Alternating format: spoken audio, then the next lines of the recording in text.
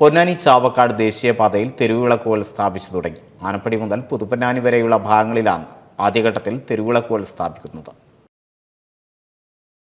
നിർമ്മാണം പുരോഗമിക്കുന്ന 6 വരി പാതയോരത്താണ് തെരുവ് വിളക്കുകൾ സ്ഥാപിക്കുന്നത്.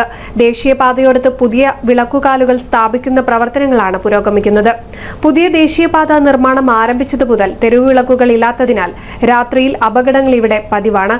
ഇരുട്ടിലായ ദേശീയപാതയിൽ മഴക്കാലം കൂടിയായതോടെ അപകട സാധ്യതയും ഏറെയാണ്. കൂടാതെ സർവീസ് റോഡുകൾ തകർന്നു കിടക്കുന്ന ഇടങ്ങളിൽ വെളിച്ചവും ഇല്ലാത്തത് അപകട സാധ്യത ഇരട്ടിയാക്കുന്നുണ്ട്.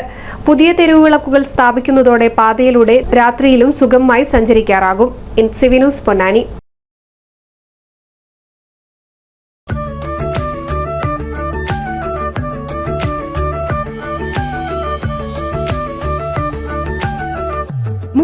വർഷത്തെ വിശ്വസ്ത പാരമ്പര്യവുമായി എന്നും എപ്പോഴും കൂടെയുണ്ടെന്ന വിശ്വാസം.